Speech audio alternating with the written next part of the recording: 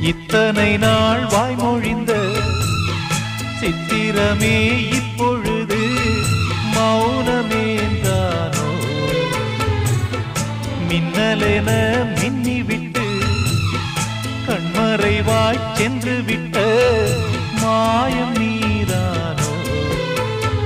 உன்னால் வந்த காதல் உன்னால் தானே வாழும். என்னை நீங்கி போனார் உன்னை சேரும் பாவம்.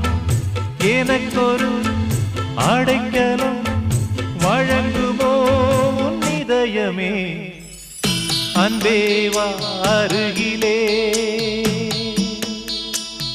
என் வாசல் வழியிலே